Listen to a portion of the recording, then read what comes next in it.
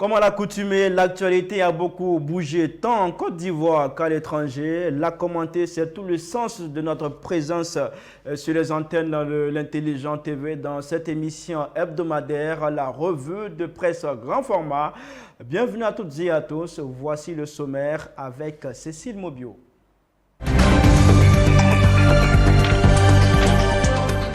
Bonjour à toutes et à tous et bienvenue au sommaire présidentiel 2025. Adama Bictogo, candidat du RHDP, décryptage de son interview à Jeune Afrique. Interrogé sur la présidentielle de 2025, Adama Bictogo, président de l'Assemblée nationale, par ailleurs maire de la commune de Yopougon, a répondu avec prudence en relevant que cette question n'est pas à l'ordre du jour, tant que le chef de l'État, Alassane Ouattara, ne s'est pas prononcé. Affaires militaires et VDP burkinabé arrêtés en Côte d'Ivoire, les états-majors se rencontrent bientôt.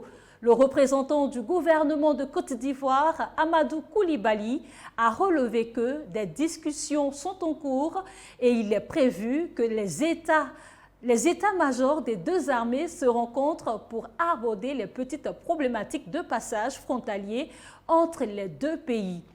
Au Burkina Faso, 3 diplomates français sommés de quitter le pays.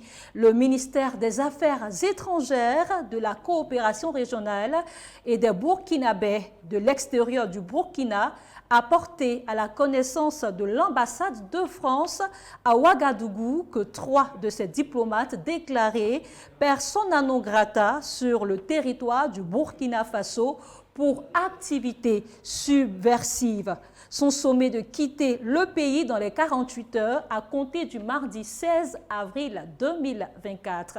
Merci de nous avoir suivis. Rendez-vous est pris pour le vendredi prochain. D'ici là, portez-vous bien. Pour démarrer cette émission, la revue de presse grand format avec notre invité du jour, Kofo Jean-Hubert. Kofo Jean-Hubert, bonjour. Bonjour Khalil. Merci d'avoir répondu à notre invitation. Merci. Déjà, qu'est-ce que vous pensez, votre point de vue général sur les sujets qui ont été évoqués? C'est des sujets brûlants de l'actualité, il faut le dire clairement. Quand on parle de la présidentielle 2025 en Côte d'Ivoire, c'est un sujet qui est sur tous les lèvres. La situation au Burkina Faso, c'est une situation brûlante en Côte d'Ivoire. Aujourd'hui, les autorités ivoiriennes sont à pied d'œuvre pour essayer de régler vraiment la tension qui est née entre les deux pays, notamment précisément depuis 2022, depuis la cession de pouvoir du capitaine Traoré. Et en même temps aussi le sujet concernant les diplomates français compris que les autorités burkinabées prient de quitter leur territoire. Ça aussi, c'est un sujet qui fait jaser. Donc, je pense que c'est des thèmes vraiment bien choisis. Il y a un sujet qui fait jaser aussi, vous l'avez dit en termes de vos propos, il s'agit de la présidentielle 2025 en Côte d'Ivoire. Au sein du RHDP, on se pose beaucoup de questions sur l'identité de la personne qui va défendre les couleurs du parti au pouvoir, c'est-à-dire le RHDP. Plusieurs noms sont cités, notamment celui du maire de Yopougon, le président de l'Assemblée nationale de Côte d'Ivoire, M. Adama Bictogo, qui cette semaine a accordé une interview aux médias français Jeune Afrique. Dans cette interview, il a répondu à une question sur une éventuelle candidature de sa part à cette présidentielle et il a répondu ceci. Je vais vous lire ses propos.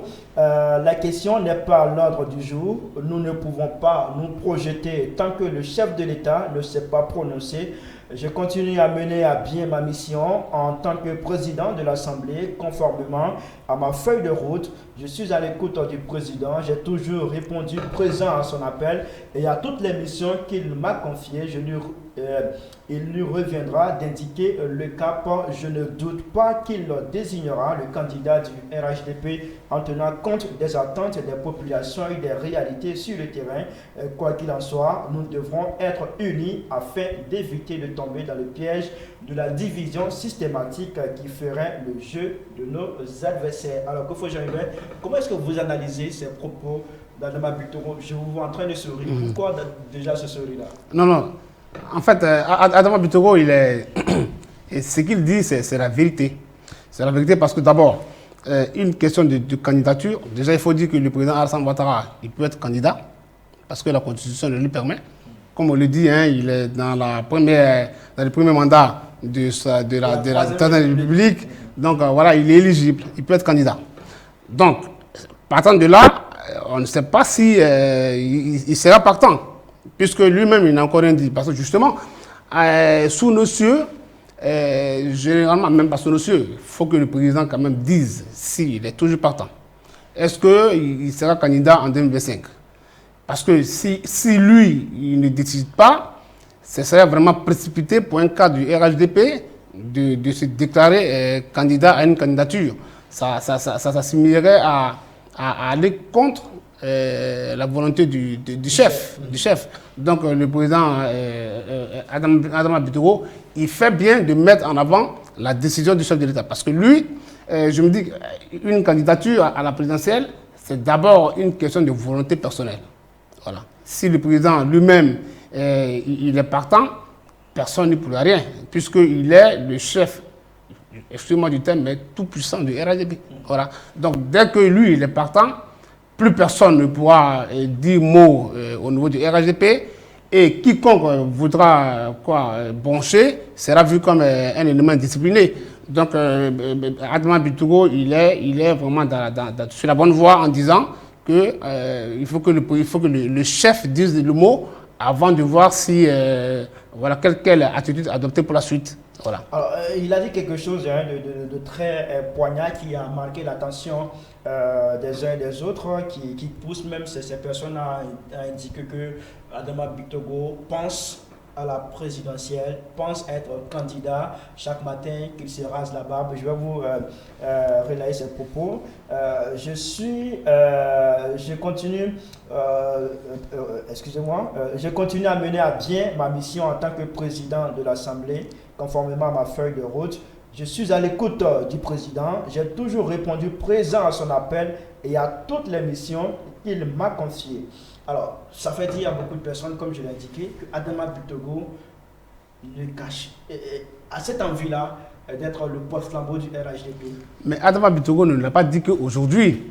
Adama Bitoro a dit la même chose juste après son élection à la tête de la mairie de Yopougon. Juste après l'élection, il y a des confrères de la presse française qui l'ont appelé, qui lui ont demandé est-ce que ça lui donne une idée d'aller à la présidentielle. Il a dit qu'il est un homme de mission et que voilà, il a toujours répondu présent à l'appel du chef de l'État.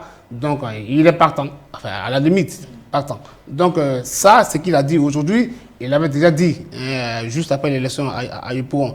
Maintenant, est-ce qu'il ferait le bon candidat? C'est la question que tout le monde se pose aujourd'hui.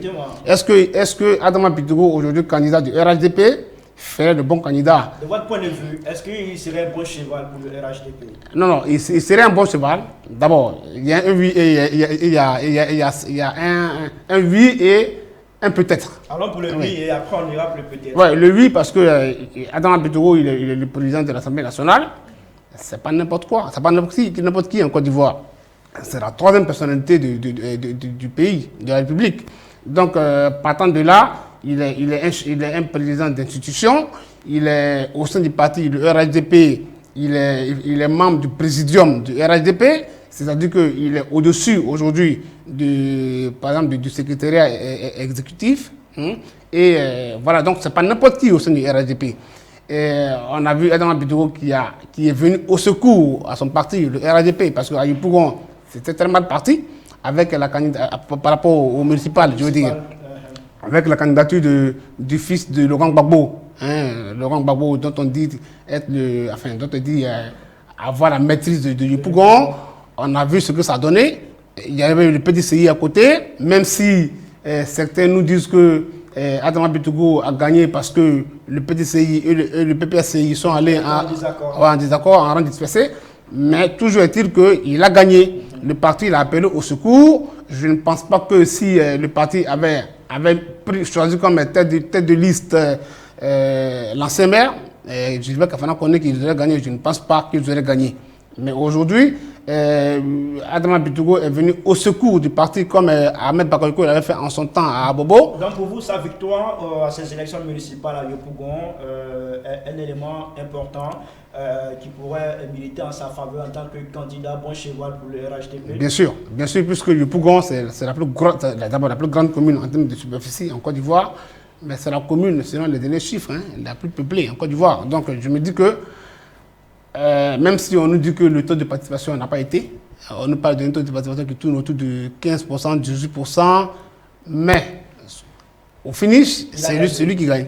Il gagne. Donc on se dit que Adama Bitogo, en aidant le RHDP à conserver cette commune-là, forcément, il devient un des pions essentiels du parti qui peut représenter le parti dignement à la présidentielle 2025. Maintenant, peut-être, c'est au niveau de tout ce qu'il y a comme péripéties autour de cette commune-là. Enfin, tout ce qu'il y a comme bruit qui entache son image. Moi, je dis que, est-ce que Adama Bitogo a bien fait d'accepter de rester maire de Yopougon? Moi, je ne pense pas. Parce que je me dis qu'aujourd'hui, ce choix-là est en train de jouer contre lui. Parce que moi, je voudrais bien vous poser une petite question. Quand le ministre gouverneur Cissé Bakongo, il rencontre Adama Bitogo dans les rues d'Abidjan ou dans un supermarché, qui est-ce qu'il voit devant lui? Est-ce qu'il voit en face de lui le président de l'Assemblée nationale ou est-ce qu'il voit en face de lui le maire d'une petite commune, d'une commune de son district? Dès que vous avez une réponse à ça, ça veut dire que l'image du président de l'Assemblée nationale est en train d'être écorchée. Parce que le président de l'Assemblée nationale, il est maire de Yopougon, qui est une commune du district d'Abidjan. Il se retrouve un jour,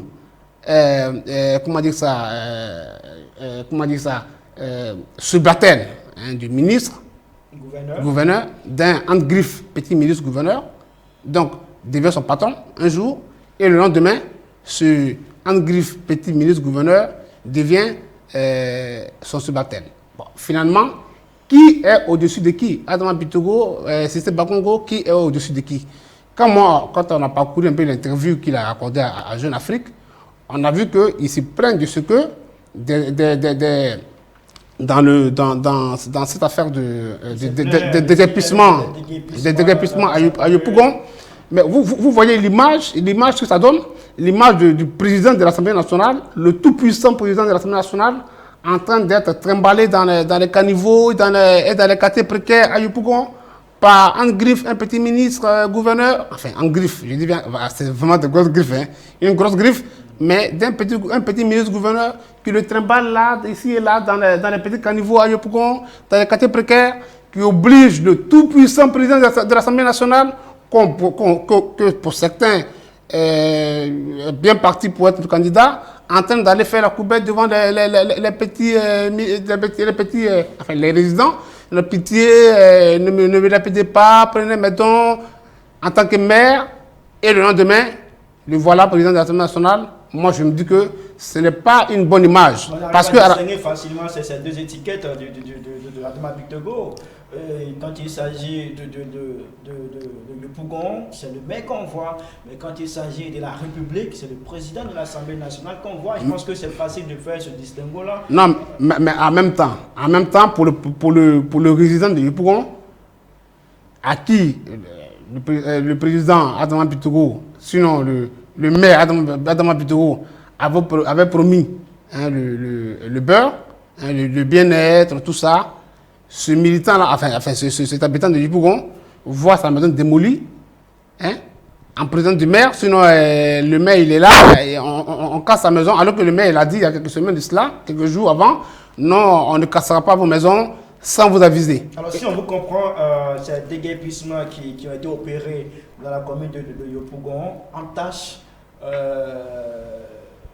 l'image de Adama Bitogo, sont contre lui pour la présidentielle de 2025. Ça entache énormément. La tâche de l'image d'Adama Bitogo. Moi, à la place d'Adama Bitogo, j'aurais accepté comme il a fait, de venir au secours du RHDP pour l'aider à gagner cette élection-là et à conserver ce fauteuil de maire. Après, je me retire. Je ne suis pas le maire du Yopougon. Je me retire. J'ai permis à mon parti de gagner. Ça me donne une force au moment de choisir le candidat. Voilà quelqu'un qui a été appelé comme ça, en urgence, qui a quitté à Beauville et qui est venu et qui nous a permis au parti de gagner cette grande commune-là. Après, je me retire en tant que président de l'Assemblée nationale. Ça me donne une certaine hauteur. De là où je suis, je peux apprécier certaines choses. Et à partir de là, quand le maire, quand le ministre-gouverneur entame des actions de démolissement, le président de l'Assemblée nationale n'est pas là.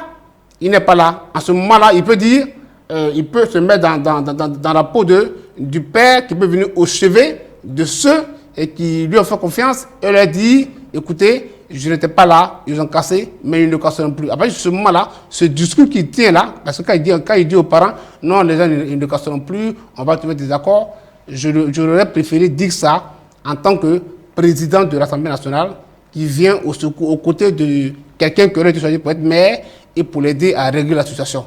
Mais quand vous venez comme ça, en tant que maire, en même temps président de l'Assemblée nationale, vous êtes traîné dans la boue et toutes les promesses que vous avez faites aux parents, tout le monde s'est dit que, mais il nous a promis du beurre. Alors, que vous jamais, quand vous estimez que ces opérations de démolition à Yopougon entachent l'image de Adama Bitogo, mettent en mal une éventuelle candidature à la présidentielle de 2025. Alors, je voudrais savoir, est-ce que cela voudrait dire qu'au sein du RHDP, il y a des complots, des actions qui sont menées contre Adama Bitogo? Je m'explique, parce que celui qui a mené cette opération de déguerpissement est le secrétaire exécutif du RHDP, le ministre-gouverneur Cissé Bakongo, sachant bien que la commune est dirigée par un maire qui est RHDP, Adama Bitogo, un membre influent du RHDP. Est-ce qu'on doit comprendre que ça a été une opération, une action de façon subtile menée contre Adama Bitogo pour embrouiller un peu ses ambitions présidentielles en griffe? Est-ce que cela voudrait dire que Adama Bitogo ne fait pas le consensus au sein du RHDP? C'est pas moi qui le dis. Mais du regard de l'analyste, de l'observateur politique que vous êtes? Ouais, c'est pas moi qui le dis, mais on le constate. On le constate. Moi, je soupçonne. Je soupçonne ça justement que des actes pour essayer de ternir l'image un peu de l'homme. Moi, je soupçonne ça. Je le soupçonne. Parce que sinon, comme Adama Bitogo l'a dit, il n'aurait pas eu une rencontre avec le district où le district s'engage à mettre en place un comité de gestion de ces déguerpissements-là et où chaque maire devait être informé de la zone qui devait être déguerpie et la date à laquelle le déguerpissement se ferait. Il n'aurait pas du tout de ça. Et puis derrière, poser des actes sans que le maire soit informé. Moi, je pense que c'est une image il y a quelque chose franchement qui ne va pas.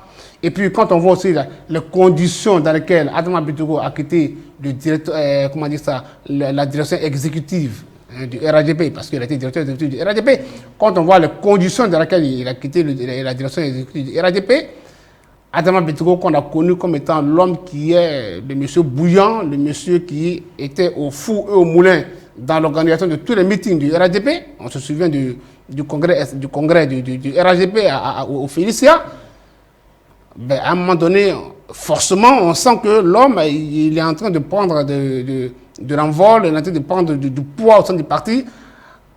Forcément, il peut forcément avoir des petits jaloux. Je ne dis pas que c'est le cas, mais il peut forcément avoir des petits jaloux qui veulent forcément essayer de lui mettre un peu les bâtons dans le roue pour qu'au dernier moment de choisir, le président Alassane Ouattara soit dans un embarras vraiment qui ne dit pas son nom. Est-ce que cela voudrait dire aussi que c'est un homme redoutable au RHDP Adama Bitogo? Non. Redoutable? Non, mais toute personne, dès lors que vous êtes sur la liste des présidentielles, sinon de ceux qui peuvent être choisis, forcément vous êtes redoutable pour certains. Parce que dès lors que vous êtes sur cette liste-là, il y en a qui, comme vous, souhaiteraient être sur cette liste-là. Et dès lors que vous êtes sur cette liste-là, comme je le dis, vous devenez un élément qui dérange, qui gêne, forcément. Je voudrais aussi avoir votre lecture de ces propos d'Adama Bictogo qui dit quoi qu'il en soit, nous devrons être unis afin d'éviter de tomber dans le piège de la division systématique qui ferait le jeu de nos adversaires. Alors, on comprend là, il parle d'union, la nécessité de s'unir au sein du RHDP. Quelle est son importance? Quel est l'intérêt de cette union prônée ici par Adama Bictogo? D'abord, vous n'aviez pas encore lu ce passage quand j'ai dit que forcément, on sent qu'il y a quand même quelques coups bas qui se dessinent. Mais le RHDP est le parti au pouvoir. Aujourd'hui, il y a beaucoup je ne dirais pas d'oiseaux de mauvaise augure, mais beaucoup de voix qui s'élèvent pour dire qu'aujourd'hui, si le président Alassane Ouattara n'est plus là, le RHDP c'est fini. Et il y en a qui le disent aujourd'hui. Et ce n'est pas faux. Je pense que c'est ce que Adama Bictogo, il pressent. Il sent que si le chef n'est plus là, si aujourd'hui le président Alassane Ouattara disait que, bon, écoutez, je ne suis pas partant pour 2025, et qu'il choisit, par exemple, je dis n'importe quoi, bon, même si par exemple, il choisit Adama Bictogo, ben, est-ce que tout le monde suivrait? Et même si tout le monde suivait, est-ce que tout le monde suivrait de façon honnête?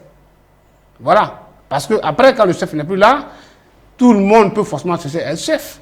Voilà. Donc, c'est là qu'il fait appel justement à l'union. Il faut éviter que le parti implose. Ça mène à s'interroger sur l'après-Ouattara, la venue du RHDP, lorsque Ouattara ne sera plus là. Moi je dis tout net qu'au sein du RHDP, il y a des clans. Il faut qu'on soit très clair. Il y a des clans et peut-être qu'aujourd'hui, on ne traitera pas de clanistes, mais il y a des clans. Il y a ceux qui sont pro-Ouattara, vraiment. C'est-à-dire que pour eux, il faut que le président Ouattara soit là, vraiment. Même si c'est éternellement, il faut qu'il soit là. Moi, j'ai suivi un discours, une vidéo de l'ASPR, depuis Korogo. Oui, Korogo, l'ASPR qui a dit, sur l'antenne de la RTI, et qui a dit, voilà, le Ouattara Lassina qui a dit ouvertement que même s'il faut créer un royaume, il faut faire de la Côte d'Ivoire un royaume pour que le président Alassane Ouattara reste éternellement, on va le faire. Il a dit. On l'a vu sur l'antenne de la RTI. Il a dit à l'approche de la CAN. Quand vous voyez une sortie comme ça veut dire qu'il y a des gens dans leur tête, c'est Alassane Ouattara ou rien. Voilà. Alors justement, parlant d'Alassane Ouattara, jusqu'à présent, il ne s'est pas encore prononcé sur ses intentions présidentielles pour 2025. Comment est-ce que vous comprenez cela jusqu'à présent, le chef qui ne s'est pas encore prononcé, qui fait languir? Moi, je pense que le président Alassane Ouattara, il sait que une décision, sa décision à lui, de partir ou de rester, aura forcément des conséquences. Et ces conséquences-là, comment est-ce qu'on les gère? Il faut d'abord éviter de décider. La première manière de les gérer, il faut d'abord éviter de décider trop tôt. Parce que sinon, ça ouvrirait tout de suite les vannes pour la guerre de succession qu'on sent déjà. Parce que quand on voit Adama Bictogo dire qu'il est un homme de mission, ça veut dire que lui-même, qui est Adama Bictogo, il n'est plus trop partant pour que le président soit candidat en 2025. Parce qu'on se souvient qu'Adama Bictogo, c'est lui-là même qui, au décès de Amadou Gon Coulibaly, avait pris le devant des choses pour appeler les militants à soutenir une candidature du président Alassane Ouattara. Si aujourd'hui Adama Bictogo n'est plus capable de le faire, de lancer ce même appel là pour dire au président Alassane Ouattara, il faut continuer, ça veut dire qu'il y a quelque chose qui est cassé. Quelque chose est cassé, mais rien n'est cassé en vérité dans cette émission, la revue de presse grand format. Nous continuons toujours notre chemin pour atteindre la fin de cette émission. Nous devons passer par une voie, celle de cette affaire de militaires de VDP du Burkina Faso arrêtés en Côte d'Ivoire. C'était le 27 mars dernier. Le gouvernement ivoirien s'est prononcé sur la question. C'était hier en Conseil des ministres par la voix de son porte-parole, le ministre Amadou Coulibaly. On se retrouve dans quelques instants pour en parler. Les militaires et VDP ont été pris parce qu'ils sont entrés de façon illégale sur le territoire ivoirien. C'est vrai. le contact n'est pas rompu, comme je ne cesse de le dire, avec nos frères du Burkina. Et donc, les états-majors se parlent et je pense que très bientôt, il y aura une rencontre qui va permettre de régler toutes ces questions et permettre à nos pays de retrouver donc leur fraternité d'antan. Donc, il n'y a pas de problème particulier. Les contacts ne sont pas rompus. Les échanges ont lieu et il est prévu que les états-majors se parlent pour pouvoir donc régler ces petites questions de franchissement de frontières qui existent en nos deux pays. J'ai expliqué que c'est pas la première fois que ça arrive. Il est déjà arrivé qu'au niveau de la Guinée, par exemple, on ait de pareils incidents où ce sont des militaires guinéens qui franchissent la frontière de la Côte d'Ivoire ou alors des Ivoiriens qui franchissent donc la frontière de la Guinée. Nos frontières sont ce qu'elles sont et ne sont pas totalement tracées. Il existe une commission au niveau de la CEDEAO justement qui travaille à la délimitation des frontières.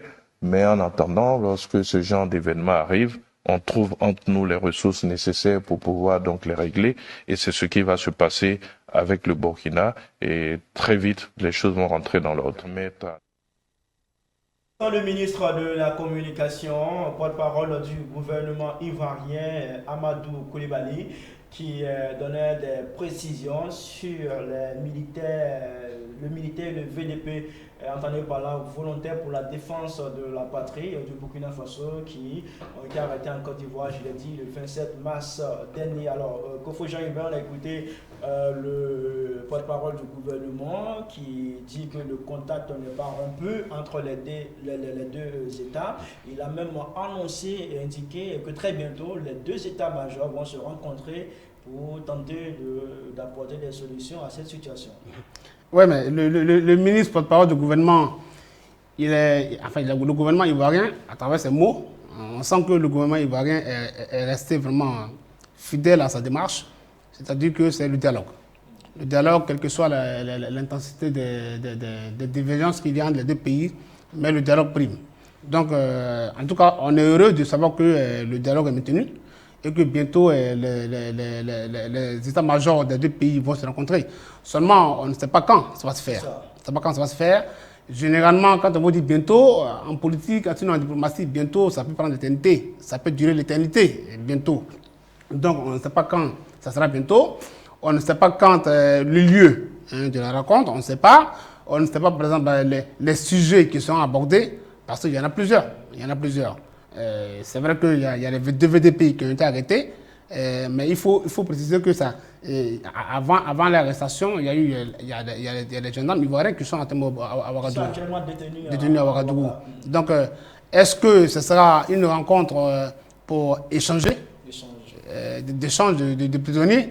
Voilà, ça peut être ça. Donc, il faut qu'on nous dise de quoi ils vont parler. Parce qu'en même temps qu'il y a des soldats ivoiriens qui sont aussi là-bas, des gendarmes ivoiriens qui sont incarcérés au Burkina Faso, en même temps, il y a la tension qui perdure entre les deux pays. Entre la Côte d'Ivoire et le Burkina Faso, c'est à peu près 600 km de frontières qu'on a en commun. Sécuriser 600 km de frontières, ce n'est pas une mince affaire. Donc, on n'a pas intérêt vraiment à être deux pays en conflit, alors que notre ennemi commun, normalement, devait être les djihadistes qui sont à nos frontières, qui sont au niveau de Bouna, dans le parc de la Komoué. Voilà. Moi, je sais que du temps où le colonel Damiba était aux affaires, la Côte d'Ivoire a eu à mener des opérations conjointes avec l'armée burkinabé qui a permis de démanteler certaines caches de djihadistes, certaines caches d'armes, et ça a été vraiment au bénéfice des deux pays. Aujourd'hui, depuis septembre 2002, où Ibrahim Traoré est arrivé, l'atmosphère s'est tout de suite tendue et il n'y a plus jamais eu ça. Au lieu d'aller chercher les djihadistes, les deux pays, les deux armées main dans la main, on se retrouve en train de se tirer dessus, comme dernièrement en 2024, en mars, où un hélicoptère de l'armée ivoirienne à essuyer des tirs de soldats burkinabés à la frontière.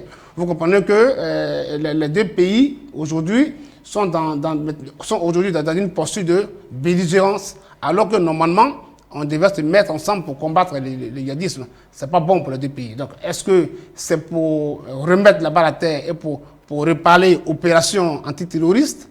Donc on n'a pas tout ça, on n'a pas tout ça. On n'a pas tout ça, on n'a pas le sujet à évoquer, on n'a pas la date, on n'a pas le lieu. Est-ce que cela pourrait emmener à douter de la sincérité de cette rencontre qui a été indiquée entre les deux états-majors? Moi je pense honnêtement que le porte-parole du gouvernement devait donner une réponse aux journalistes.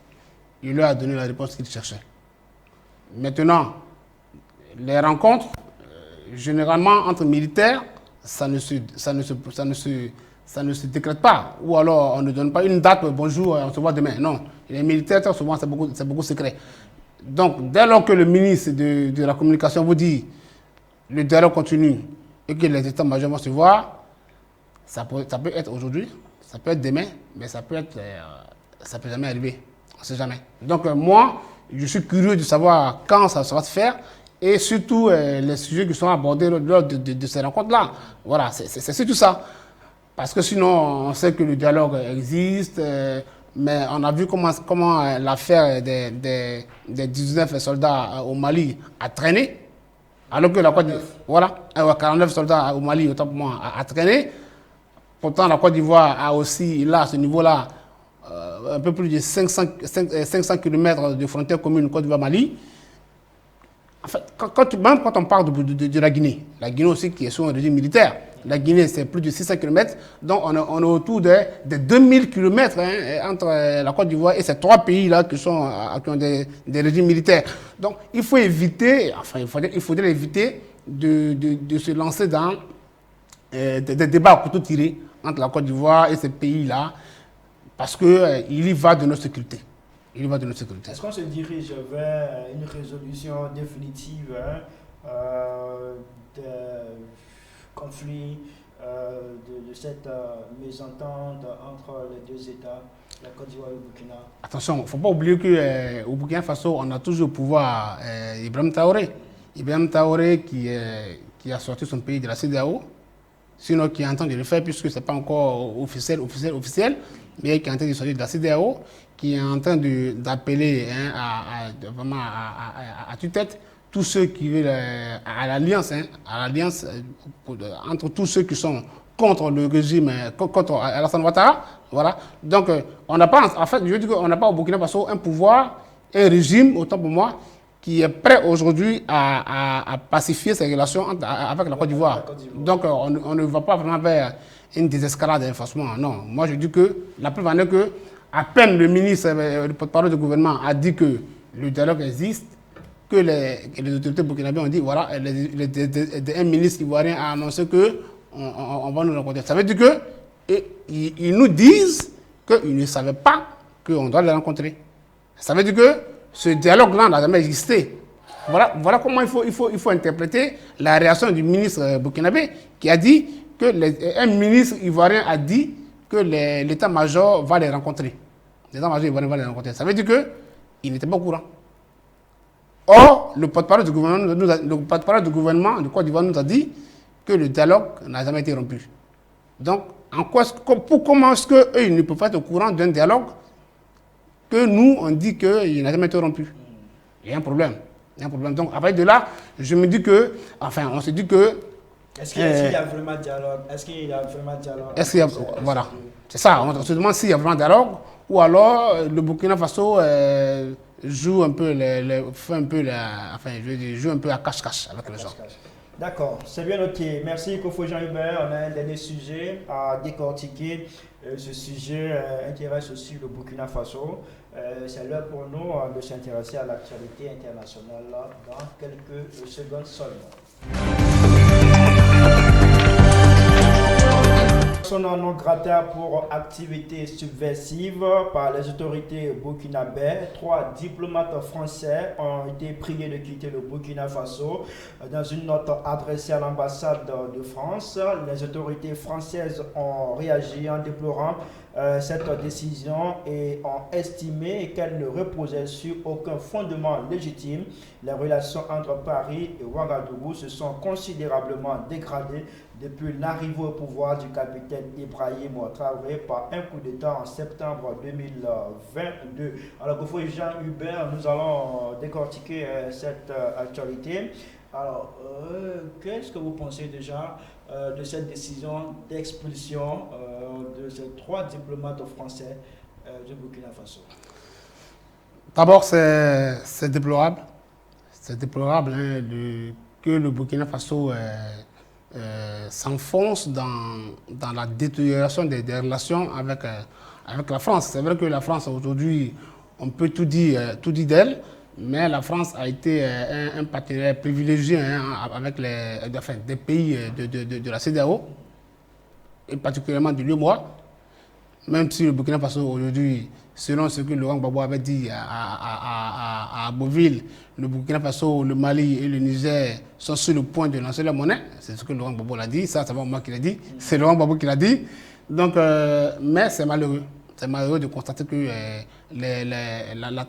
l'attention les relations se dégradent autant.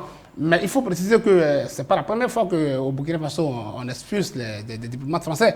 Depuis que ce pouvoir, ce régime est arrivé, le régime est arrivé en septembre. En décembre, il y a deux diplomates qui ont été expulsés, deux diplomates français qui ont été expulsés. Il s'agissait après renseignement pris, les Français ont dit qu'il s'agissait de techniciens informatiques. Techniciens informatiques de l'ambassade qui ont été expulsés. Mais les autorités burkinabées de leur côté dit qu'il s'agissait d'espions. Et pour ces diplomates qui ont été expulsés cette semaine, les autorités du Burkina Faso nous parlent, les culpabilisent sur des actions subversives. Comment est-ce que vous comprenez cela? Non, mais c'est le même thème qui est expliqué, qui est avancé. Je veux dire que quand on veut tuer son chien, on accuse de rage, forcément. Donc, à un moment donné, il faut toujours avoir un argument pour poser un acte.